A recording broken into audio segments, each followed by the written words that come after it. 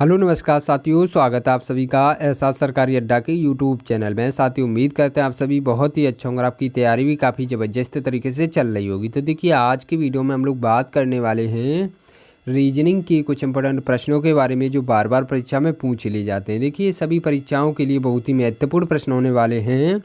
आप किसी भी गवर्नमेंट एग्जाम की तैयारी कर रहे हैं, इस टाइप के प्रश्न हमेशा पेपर में देखने को मिलेंगे। तो देखिए, आसान ट्रिक के साथ प्रश्नों को सॉल्व करने वाले तो ये रीजनिंग का पार्ट नंबर 22 होने वाला है। साथी, इससे पहले 21 पार्ट करा चुके हैं। यदि आप लोगों ने इन पार्टों को नहीं देखा है तो प्लीज़ देख लीजिएगा, क्योंकि हम अपनी वीडियो में उन्हीं प्रश्नों को कवर करते हैं जो बार बार परीक्षा में पूछे गए प्रश्न होते हैं, जो रिपीटेड टाइप के प्रश्न होते हैं। और रीजनिंग में जितने भी टाइप के प्रश्न बनते हैं साथी, वो सारे टाइप के प्रश्न हम लोग पार्ट वाइज कवर कर रहे होंगे। तो आप लोग सीरीज से अवश्य जुड़ जाएंगे। तो देखिए, काफ़ी स्टूडेंट कमेंट कर रहे थे, सर जी वीडियो का टाइमिंग क्या रहने वाला है। तो आपको बता दें, वीडियो का टाइमिंग 11 AM पर वीडियो डेली आया करेगी। आप लोग जुड़ना ना भूलिएगा। तो चलिए चलते अपने पहले प्रश्न की तरफ। देखिए, आपका पहला प्रश्न है मोस्ट इंपॉर्टेंट प्रश्न। साथी, इस टाइप के प्रश्न काफ़ी बार एग्जाम में देखने को मिले। तो सबसे पहले प्रश्न को पढ़ेंगे ध्यान से। प्रश्न हमारा क्या दे रखा है? प्रश्न दे रखा है, दिए गए प्रश्न में संबंधित संख्या ज्ञात कीजिए। तो यहाँ पर देखिए, 27 का संबंध जिस आधार पर यहाँ पर 9 से दे रखा, उसी प्रकार से पता करना है कि 64 का संबंध या प्रश्नवाचक चिन्ह के स्थान पर कौन सी संख्या आएगी। तो कैसे पता करेंगे? आसान तरीका क्या होता है, देखिए, जब भी इस टाइप का प्रश्न परीक्षा में पूछ ही लिया जाएगा तो सबसे पहले हम लोग क्या करेंगे, सबसे पहले देखेंगे 27 का संबंध या 9 से कैसे दे रखा है, उसी आधार पर पता करेंगे 64 का संबंध या प्रश्नवाचक चिन्ह के स्थान पर कैसे बना सकते हैं, मतलब कौन सी संख्या आएगी। तो कैसे पता कर सकते हैं मेरे दोस्त? देखिए, आप लोग बोल रहे होंगे, सर जी 27 दे रखा है, इनके अंकों का जब हम योग कर देंगे, मतलब 2 + 7 कर देंगे तो हमारे पास 9 बन जाएगा। चलो ठीक बात है, इस प्रकार के भी लॉजिक के प्रश्न पूछ लिए जाते हैं, ठीक है ना। अब हम लोग क्या करेंगे, इसी आधार पर यहाँ पर भी होना चाहिए मेरे दोस्त। जो 6 + 4 करने पर हमारे पास कितना प्राप्त होगा? 10 प्राप्त होगा। अब देखिए, 10 किसी ऑप्शन में दे रखा है क्या? नहीं दे रखा। तो हमारा प्रश्न इस प्रकार से सॉल्व नहीं हो सकता। यदि हमारा किसी ऑप्शन में 10 दे रखा होता तो हमारा प्रश्न इस प्रकार से भी सॉल्व हो सकता था, ठीक है ना। अब देखिए, जब भी हमारा ये वाला लॉजिक नहीं लगता तो हम क्या करेंगे, इसमें देखिए किस प्रकार का पैटर्न लग रहा है मेरे दोस्त। इस प्रकार के प्रश्न काफ़ी बार एग्जाम में देखने को मिलते हैं। तो सबसे पहले देखिए, यहाँ पर 27 दे रखा है, यहाँ पर 9 दे रखा है। तो आप लोग जब संख्याओं को ध्यान से देखेंगे तो ये संख्याएं किसी न किसी संख्या का क्यू या स्क्वायर दे रखी हैं। तो आप लोग बोल सकते हैं, सर जी जो 27 होता है वो 3 का क्यू होता है। तो इस प्रकार से आप लोग लिख लेंगे। और जो 9 होता है वो 3 का स्क्वायर होता है। तो आप लोग बोल सकते हैं कि एक बार यहाँ पर 3 का क्यू कर रहा है, दूसरी बार स्क्वायर कर रहा है उसी संख्या का। तो इसी आधार पर आप लोग बताइएगा यहाँ पर ये किसका क्यू दे रखा है। ये 4 का क्यू होता है, ठीक है ना। 64 आपका किसका क्यू होता है? 64 आपका होता है 4 का क्यू। तो 4 का क्यू 64 हो जाएगा। तो दूसरी बार क्या करेंगे, 4 का स्क्वायर करेंगे, क्योंकि देखो एक बार 3 का क्यू किया था, दूसरी बार स्क्वायर किया था। तो इस प्रकार से हम 4 का स्क्वायर करेंगे। तो 4 का स्क्वायर 16 होता है। 16 देखिए आपका किस ऑप्शन में दे रखा है? 16 आपका राइट आंसर हो जाएगा।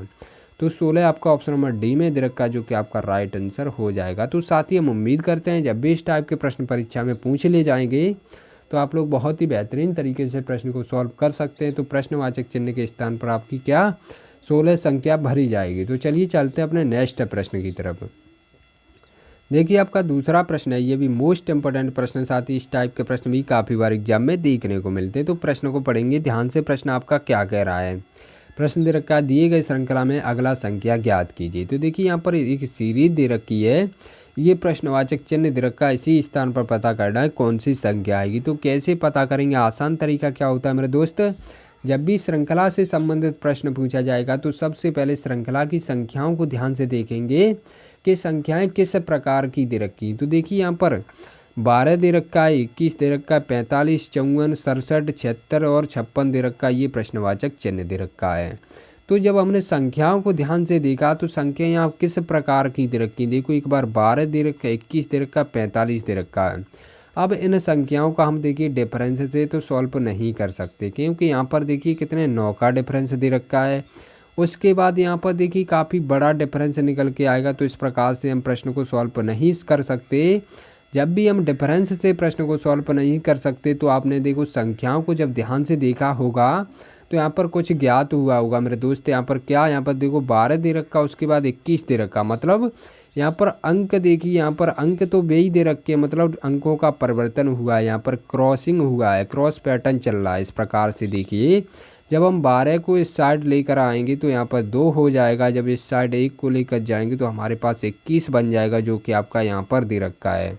मतलब एक संख्या से अगली संख्या को प्राप्त कर रहा है क्रॉस पैटर्न के जरिए। तो हम क्या करेंगे, यहाँ पर 45 का क्या करेंगे, यहाँ पर भी क्रॉस पैटर्न लगाएंगे। यहाँ पर 5 को इस साइड लेकर आएंगे और 4 को इस साइड लेकर जाएंगे तो हमारा यहाँ पर भी 54 बन जाएगा। तो इसी आधार पर देखो 67 का क्या करेंगे, 7 को इस साइड लिखेंगे और 6 को इस साइड, मतलब अंकों का परिवर्तन कर देंगे, अंक पलट देंगे। इस प्रकार से देखिए आपका क्षेत्र यहाँ पर बन चुका है। जो अब देखिए हमें क्या पूछा गया है, 56 का पूछा गया है। तो इसी प्रकार से देखिए हम क्या करेंगे, 6 को इस साइड लेकर जाएंगे, 5 को इस साइड लेकर जाएंगे, हमारे पास बन जाएगा 65। अब देखिए 65 आपका राइट आंसर हो जाएगा। 65 देखिए किस ऑप्शन में दे रखा है, 65 आपका ऑप्शन नंबर सी में दे रखा है, जो कि आपका राइट आंसर हो जाएगा। तो साथ ही हम उम्मीद करते हैं जब भी इस टाइप का प्रश्न पूछ लिया जाएगा परीक्षा में तो आप लोग बहुत ही बेहतरीन तरीके से प्रश्न को सॉल्व कर सकते हैं। तो प्रश्नवाचक चिन्ह के स्थान पर आपका 65 संख्या भरी जाएगी। तो चलिए चलते हैं नेक्स्ट प्रश्न की तरफ।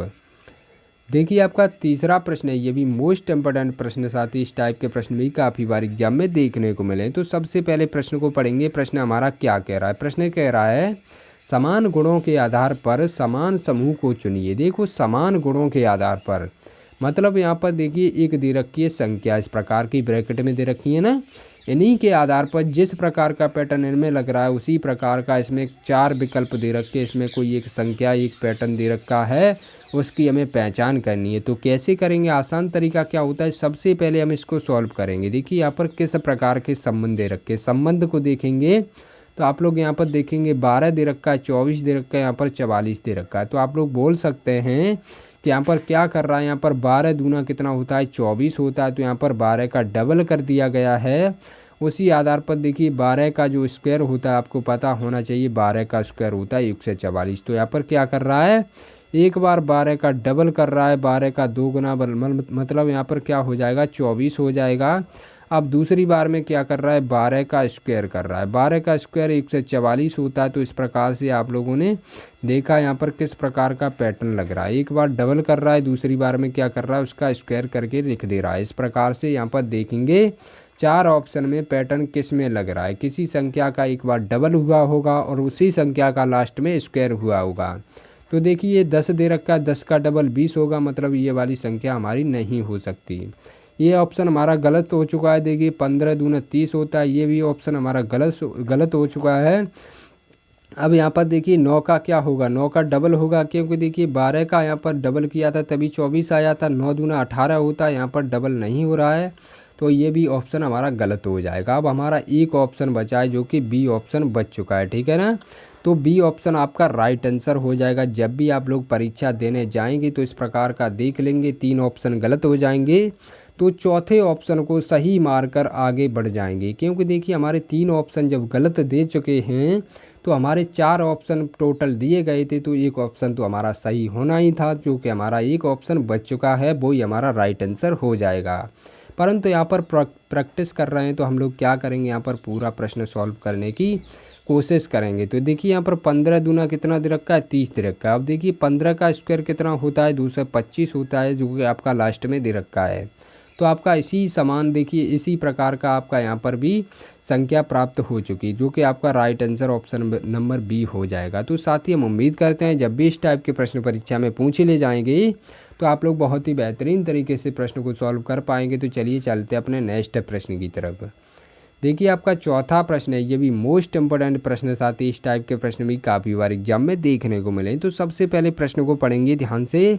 प्रश्न हमारा क्या कह रहा है, प्रश्न दे रखा है यदि धूल को वायु कहा जाता है। देखिए यहाँ पर क्या कह रहा है, धूल को वायु कहा जाता है तो वायु को अग्नि, अग्नि को जल, जल को रंग, को रंग, रंग को वर्षा कहा जाता है और वर्षा को धूल कहा जाता है, तो मछलियाँ कहाँ रहेंगी। अब देखिए यहाँ पर बहुत ही बेहतरीन टाइप का प्रश्न है, साथ ही इस टाइप के प्रश्न काफ़ी बार एग्जाम में देखने को मिले हैं और इस टाइप के प्रश्नों में मात्र और मात्र 2 सेकंड का समय लगने वाला है मेरे दोस्त। आराम से आप लोग आंसर दे सकते हैं। तो कैसे देंगे, आसान तरीका क्या होता है, देखो इस प्रश्न को बताने से पहले आप लोगों ने अभी तक वीडियो को लाइक नहीं किया है तो प्लीज़ कर लेना और चैनल को भी अवश्य सब्सक्राइब करके घंटे वाले बटन को ऑन रखना, ताकि आपके पास वीडियो की नोटिफिकेशन समय समय पर आती रहे। तो देखिए कैसे सॉल्व किए जाते हैं इस आधार के प्रश्न, देखिए हम आपको बहुत ही बेहतरीन तरीका बताने वाले हैं। सबसे पहले यहाँ पर देखिएगा, यहाँ पर किसकी बात कर रहा है, यहाँ पर बात कर रहा है तो मछलियाँ कहाँ पर रहेंगी। तो आप लोगों को पता होना चाहिए रियल में मछली कहाँ पर रहती है। मछली कहाँ पर रहती है, जल में रहती है। तो आप लोगों को और किसी से मतलब नहीं है, टारगेट रहना चाहिए जल को क्या कहा जा रहा है, बस आप लोगों को ये पता होना चाहिए। तो यहाँ पर बोल रहा है जल को रंग कहा जाता है, बस आपका आंसर आ चुका है। जल को जब रंग कहा जाएगा तो मछलियाँ रंग में रहेंगी, ठीक है ना। जब जल को क्या कह रहा है, जल को रंग कह रहा है, मतलब यहाँ पर जल को रंग कह रहा है तो रंग में मछलियाँ रहने वाली हैं, ठीक है ना। यहाँ पर देखिए मान लीजिए आपको रीजनिंग पढ़ना है, ठीक है ना। आपको एक उदाहरण देते हैं, मान लीजिए आपको रीजनिंग पढ़ना है और रीजनिंग को मैथ कहा जाता है। तो आप लोगों को बोला जाए आप कौन सा सब्जेक्ट पढ़ेंगे, तो भाई हमें तो रीजनिंग पढ़ना है तो मैथ पढ़ेंगे, क्योंकि रीजनिंग को ही मैथ बोला जा रहा है। तो इस आधार पर यहाँ पर इस टाइप के प्रश्न बनते हैं। तो आपका राइट आंसर क्या हो जाएगा, आपका right answer option number C हो जाएगा, जो कि आपका बहुत ही बेहतरीन आंसर रहने वाला है। आपको और किसी को टच नहीं करना। देखो और किसी को देखोगे तो आपको काफ़ी समय लग जाएगा। परीक्षा में समय बहुत ही कम मिलता है, आपको समय की बचत करनी होती है, ठीक है ना। तो आप लोगों को यही मेथड लगाना है, बस आपको देखना है रियल में जो चीज़ की बात की गई वो रहती किस में, और उसका देखिए उसका बात किससे की गई, जल को रंग बता दिया गया है। तो मछलियाँ कहाँ पर रहेंगी, रंग में रहेंगी, बस इतना देखना है, ठीक है ना। तो चलिए चलते हैं नेक्स्ट प्रश्न की तरफ। देखिए आपका 5वां प्रश्न है, ये भी मोस्ट इम्पोर्टेंट प्रश्न है, साथ ही इस टाइप के प्रश्न भी काफ़ी बार एग्जाम में देखने को मिले। तो यहाँ पर क्या कह रहा है, प्रश्न को पढ़ेंगे सबसे पहले ध्यान से। प्रश्न हमारा क्या दे रखा है, तो प्रश्न दे रखा है कितने व्यक्ति हैं जो पहलवान, किसान और सैनिक हैं। मतलब यहाँ पर तीनों की बात की गई है, ठीक है ना।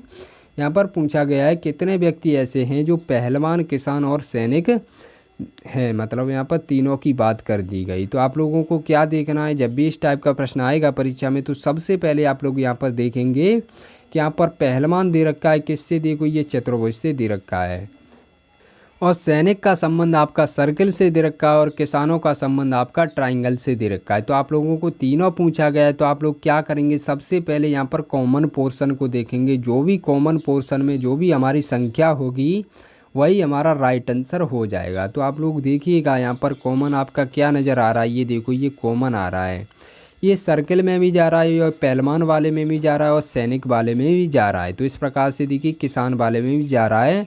तो आपका तीनों में ये कॉमन पोर्शन जो निकल के आया है वो आपका 14 निकल के आया है। 14 देखिए आपका किस ऑप्शन में दे रखा है, 14 आपका राइट आंसर हो जाएगा। तो 14 आपका ऑप्शन नंबर ई में दे रखा है, जो कि आपका राइट आंसर हो जाएगा। तो साथ ही हम उम्मीद करते हैं जब भी इस टाइप के प्रश्न आएंगे परीक्षा में तो आप लोग बहुत ही बेहतरीन तरीके से सॉल्व कर पाएंगे। तो चलिए चलते अपने नेक्स्ट प्रश्न की तरफ।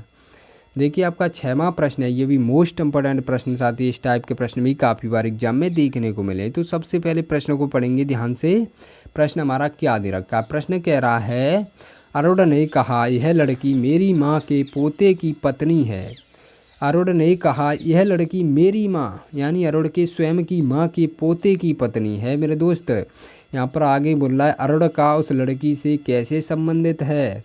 तो देखिए हम आपको संबंध कैसे निकालना बताया था, मैंने बहुत ही बेहतरीन तरीके से बताया था। यहाँ पर एक डायग्राम बनाएंगे बहुत ही बेहतरीन तरीके का, और आपका प्रश्न कभी भी गलत नहीं हो सकता। तो आप लोग देखिएगा, सबसे पहले देखेंगे यहाँ पर प्रश्न में क्या कह रहा है। प्रश्न में बोला है अरुण ने कहा, भैया अरुण कह रहा है, अरुण कहाँ पर खड़ा है, ये खड़ा है अरुण, इस प्रकार से बना देंगे, ठीक है ना। अब आगे क्या कह रहा है, यह लड़की मेरी यानी एक लड़की की तरफ अरुण इशारा कर रहा है, यह लड़की संकेत कर रहा है, तो हम बिंदु रख देंगे। यहाँ कह रहा है माँ के पोते की पत्नी है, यानी अरुण की माँ की पोते की। अरुण की माँ कहाँ पर आ जाएंगे, अरुण से ऊपर आ जाएंगे। तो माता जी हैं भैया, ऊपर दर्जा होगा, और फीमेल है तो माइनस का सिंबल लगा देंगे, ठीक है ना। यहाँ पर पिताजी होते तो प्लस का सिंबल लगाते। अब देखिए आगे क्या बोल रहा है, पोते की पत्नी है, तो पोते की पत्नी सीधी सी बात है भैया, अरुण का कोई पुत्र होगा और पुत्र की एक पत्नी होगी, पुत्र की एक पत्नी होगी। तो देखिए यहाँ पर पुत्र की एक पत्नी होगी, यानी अरुण के पोते की पत्नी मतलब अरुण के पुत्र की एक पत्नी होगी। तो इस प्रकार से देखिए ये संकेत कर रहा था जिस लड़की की तरफ वो अरुण की पत्नी अरुण के पुत्र की पत्नी है, ठीक है ना। इस प्रकार से देखेंगे तो यहाँ पर आगे बोल रहा है अरुण का उस लड़की से कैसे संबंधित है। तो यहाँ पर देखिए अरुण का संबंध पता करना है कि लड़की से क्या संबंध है। तो आप लोग कैसे पता करेंगे, आसान तरीका क्या होता है। देखिए काफ़ी स्टूडेंट यहाँ पर भी कन्फ्यूज हो जाते हैं, पर जो भी हमारे स्टूडेंट पुरानी जो भी हमारी क्लासें देख चुके होंगे वो बहुत ही बेहतरीन तरीके से प्रश्न का आंसर दे सकते हैं। तो आप लोगों को क्या बताया था, जो भी का से पहले आएगा क्या करेंगे, इस लड़की का पूछा गया है क्या, इसका संबंध देखिए अरुण से ये लड़की क्या कहेगी, ऐसे देखेंगे, ठीक है। का से बाद वाले का तीर किस पे जाएगा, का से पहले वाले पर कर देंगे। इस प्रकार से कर देंगे ये लड़की अरुण से क्या कहेगी। तो ये लड़की अरुण से क्या कहेगी, अरुण से भैया ससुर कहेगी, क्योंकि देखिए इसका पिता है, किसका पिता है, ये देखो इसका कोई नाम नहीं खुला है भैया, इसके पति का पिता होगा तो उससे क्या कहेगी, ससुर ही तो कहेगी। तो ससुर आपका right answer option number C में दे रखा है, जो कि आपका राइट आंसर हो जाएगा। तो साथ ही हम उम्मीद करते हैं जब भी इस टाइप का प्रश्न आएगा परीक्षा में तो आप लोग बहुत ही बेहतरीन तरीके से प्रश्न को सॉल्व कर पाएंगे। तो चलिए चलते हैं आज के टेस्ट के प्रश्न की तरफ। टेस्ट के प्रश्न भी मोस्ट इंपॉर्टेंट प्रश्न रहने वाले साथी, और इन टेस्ट के प्रश्नों का जवाब सभी साथियों को कमेंट बॉक्स में बताना है। देखिए हम उन्हीं प्रश्नों को टेस्ट के रूप पर रखते हैं जो हम प्रश्न करा चुके होते हैं और जो बहुत ही बेहतरीन तरीके से समझा चुके होते हैं, उन्हीं प्रश्नों को हम आपके लिए टेस्ट के लिए लेकर आते हैं, ताकि आप लोगों की साथ ही साथ रिवीजन भी हो सके और हमें भी पता चल सके जो कि हम पढ़ा रहा हूँ वो आप लोगों की बहुत ही बेहतरीन तरीके से समझ में आ रहा है या नहीं आ रहा है। और काफ़ी स्टूडेंट इनके जवाब भी देते हैं, मुझे बहुत ही अच्छा लगता है। जो भी स्टूडेंट इनका जवाब नहीं देते हैं प्लीज़ सारे स्टूडेंट इनका जवाब दिया करिए, ताकि आपकी भी रिवीजन हो सके और मुझे भी ये पता चल सके जो भी मैं पढ़ा रहा हूँ वो आप लोगों की समझ में आ रहा है या नहीं आ रहा है। और जो भी हमारे नए साथी जुड़े हैं वो हमारे प्रिय साथी क्या करेंगे, इनका जवाब नहीं पता है तो प्लीज़ वीडियो का पार्ट नंबर 21 देख लेंगे। बहुत ही बेहतरीन तरीके से प्रश्न को समझाए हैं। और अभी तक आप लोगों ने वीडियो को लाइक नहीं किया है तो प्लीज़ कर लीजिएगा, चैनल को भी सब्सक्राइब कर लीजिएगा, घंटे वाले बटन को दबा कर रखिए ताकि आपके पास 11 AM पर वीडियो की नोटिफिकेशन आ सके। तो चलिए मिलते हैं नई वीडियो के साथ, तब तक के लिए जय हिंद जय भारत।